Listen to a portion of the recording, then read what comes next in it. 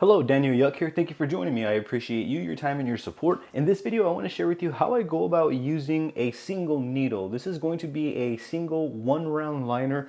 By the end of this video, you should have more tips and tricks that you could immediately apply to your end to better use a one-round liner. Should you have any questions at all, I encourage you to drop a comment below. I'm going to do my best to assist in the best possible direction. If you find this video helpful, consider giving this video a thumbs up and subscribing to my channel, as I would greatly appreciate your support. With that being said, let's jump right on into this. When it comes to using a one-round liner, some important variables that I'm considering are the fact that it literally is just a single needle. This is going to break open skin with ease. We don't even have to try, and this is going to be causing damage. So what that means is we want to bring our voltage down to around 4 volts. So for this demonstration, I'm going to be running at 4 volts even. The reason why I'm choosing a lower voltage is so that way the single needle makes fewer rounds per second, causing less trauma to the skin. Since I don't need much penetration to open and break the skin with a single needle, I do not need a fast voltage. Another important variable that I'm considering is the amount of ink that I draw into my needle. I don't want to fill my tube up with ink, as I want to be able to see my needle tip, and I want to avoid pulling. If I'm ever using a one-round liner, it's probably because the areas that I am tattooing are really fine, tiny, and detailed,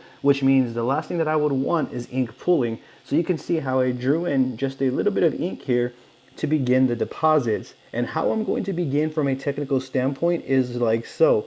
I'm going to want to make sure that I have a clean ink flow going, because sometimes I'll use a one-round liner and it's hard to get the ink flow going because my needle's out just a little bit too much.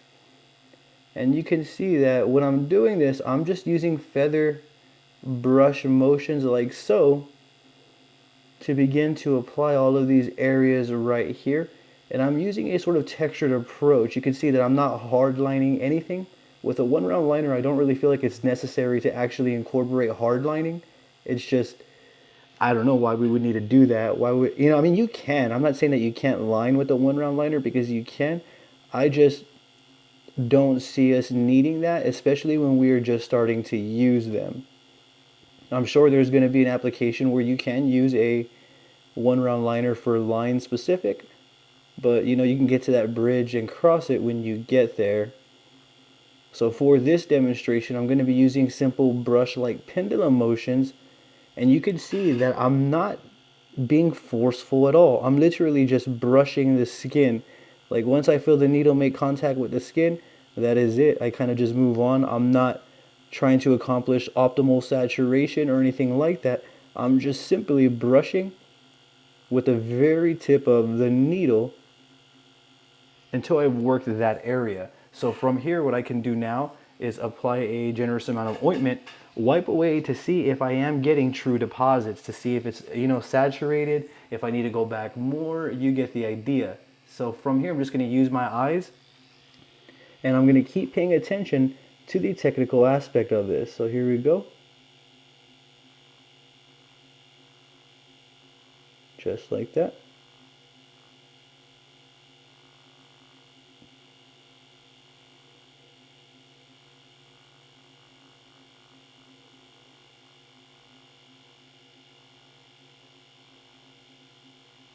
Very small lines. And it kind of almost feels like I'm not doing anything. However, this is where we have to learn to trust that process. You can see that I'm definitely building up saturation using the one-round liner.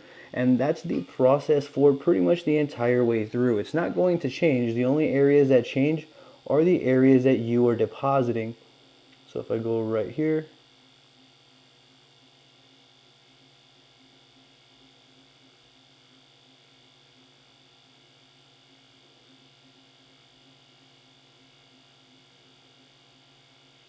there we go.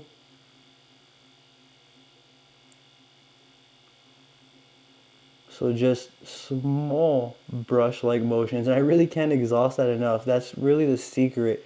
We don't want to be harsh with the approach. We have to remember what we're using, which is going to be a one-round liner for this demonstration.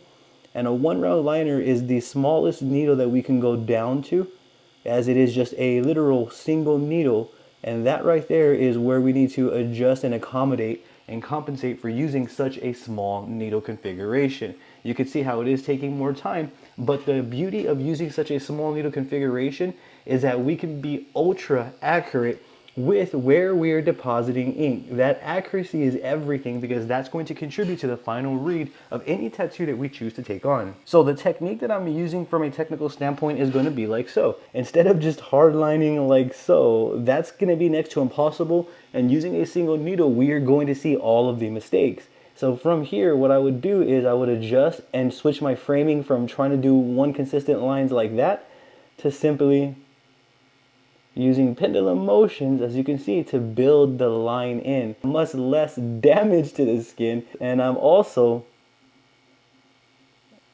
able to be really accurate with where I deposit the ink. So you can see how I build up the lines like so. For me, I just don't like to line with a single needle, and just because of multiple reasons. I mean, the ink will show and stay, but I rarely have designs where I'm using that thin of a line weight. So in order to use a one round liner, it would be because I'm doing a detailed tattoo that's more smaller in size, or because I need to be really accurate, ultra accurate with where I am depositing the ink. And you can see I can use whip shades as well. I can literally just build up lines. I can do whip shades with a one round liner once I get comfortable and know how to use it. So you can see that these are just single passes and they're very, very faint and faded, while building up with pendulum motions stands more stronger. So that right there, I think, is the real difference with a single needle, is that when the needle penetrates the skin, it's so thin that the needle isn't always depositing the ink in a clean, consistent manner as we would other needle groupings. So that's how I'm going to go about it. I'm just simply going to use brush motions like so to build up to a certain level of saturation, as opposed to one lines. And even if I did a one line, in order to get a saturated line, I have to really go into the skin, and I don't want to do that with a single needle because I'm going to blow it out easily, as you can see. So give and take, pick your battles, figure out what you are wanting from your designs, and then figure out what we need to do to accomplish those results. That's really the purpose, and that's really the goal when using such a small, delicate needle configuration, is getting comfortable with accomplishing the results that we are needing to accomplish. Now, I wanted to make this video a quick one, so I do feel like this would be a great place to kind of conclude this video. Now, should you have any questions, I do encourage you to please drop a comment down below. Rest assured, I'm going to do my absolute best to assist you in the best possible direction. If you found this video helpful, please consider giving it a thumbs up and subscribing to my channel, as I would greatly appreciate your support, and I will be bringing more videos like this for you. Now, with that being said, I thank you for watching, and I appreciate you and your time. I hope you have a great day.